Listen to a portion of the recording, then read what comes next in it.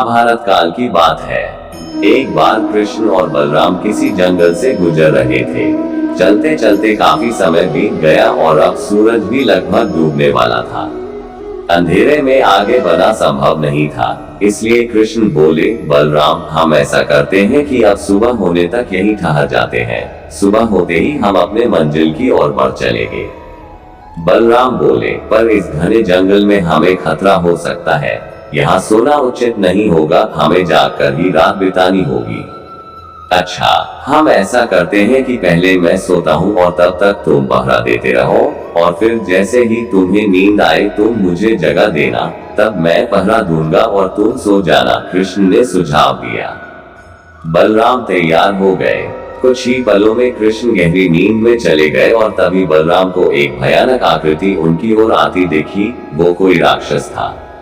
राक्षस उन्हें देखते ही जोर से चीखा और बलराम बुरी तरह डर गए। इस घटना का एक विचित्र असर हुआ। भय के कारण बलराम का आकार कुछ छोटा हो गया और राक्षस और विशाल हो गया। उसके बाद राक्षस एक बार और चीखा और पुनः बलराम डरकर कांप उठे। अब बलराम और भी सिकुड़ गए और राक्षस पहले से भी बड़ा हो गया। राक्षस धीरे धीरे बलराम की ओर बढ़ने लगा। बलराम पहले से ही भयभीत थे और उस विशालकाय राक्षस को अपनी ओर आता देख जोर से चीख पड़े, कृष्णा, और चीखते ही वही मूर्छित होकर गिर पड़े। बलराम की आवाज सुनकर कृष्ण उठे। बलराम को वहां देख उन्होंने सोचा कि बलराम पहरा देते देते थक गए और सोने से पहले उन्हें आवाज दे दी। अब कृष्ण पहरा देने लगे। कुछ देर बाद वही राक्षस उनके सामने आया और जोर से चीखा। कृष्ण जरा भी घबराए नहीं और बोले, बताओ तुम इस तरह चीख क्यों रहे हो, क्या चाहिए तुम्हें? इस बार भी कुछ कृष्ण के साहस के कारण उनका आकार कुछ बढ़ गया और राक्षस का आकार कुछ घट गया।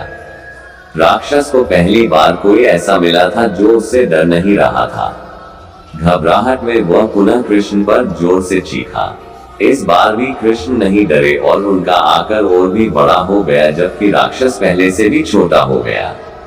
एक आखिरी प्रयास में राक्षस पूरी ताकत से चीखा, पर कृष्ण मुस्कुरा उठे और फिर से बोले, बताओ तो क्या चाहिए तुम्हें? फिर क्या था, राक्षस सिकुड़कर बिल्कुल छोटा हो गया और कृष्ण ने उसे हथेली में लेकर अपनी धोती में बांध लिया और फिर कमर में खोंस कर रख लिया। कुछ ही देर में सुबह हो गई। कृष्ण ने बलराम को उठाया और आगे बढ़ने के लिए कहा। वे धीरे धीरे आगे बढ़ने लगे। तभी बलराम उत्तेजित होते हुए बोले, पता है कल रात में क्या हुआ था? एक भयानक राक्षस हमें मारने आया था। रुको रुको, बलराम को बीच में ही टोकते हुए कृष्ण ने अपनी धोती में बंधा राक्षस निकाला और बलराम को दिखाते हुए बोले, कहीं तुम इसकी बात तो नहीं कर रहे हो?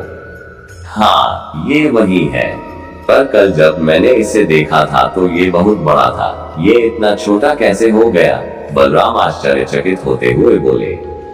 कृष्ण बोले, जब जीवन में तुम किसी ऐसी चीज से बचने की कोशिश करते हो जिसका तुम्हें सामना करना चाहिए, तो वो तुमसे बड़ी हो जाती है और तुम पर नियंत्रण करने लगती है। लेकिन जब तुम उस चीज का सामना करते हो जिसका सामना तुम्हें करना चाहिए, तो तुम उससे बड़े हो जाते हो और उसे नियंत्रित करने लगते हो।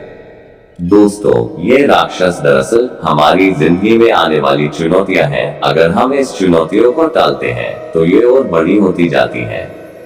आखिर में ये हमें कंट्रोल करने लग जाती हैं। इसलिए हमें इनका साहपूर्वक सामना करना चाहिए ताकि हम उन पर काबू पा सके।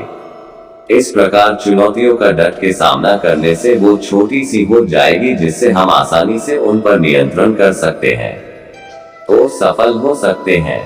दोस्तों, कैसी लगी ये कहानी हमें कमेंट करके जरूर बताएं। और भी बहुत सारी हिंदी नैतिक कहानियाँ, नैतिक शिक्षा की कहानियाँ, मोटिवेशनल कहानियाँ, अच्छी कहानियाँ और प्रेरणादायक कहानियाँ पढ़ने के लिए हमारे मिस्टर माइंड चैनल को सब्सक्राइब करें। आपका हमारे चैनल पर आने के लिए बहुत बहुत धन्यवाद।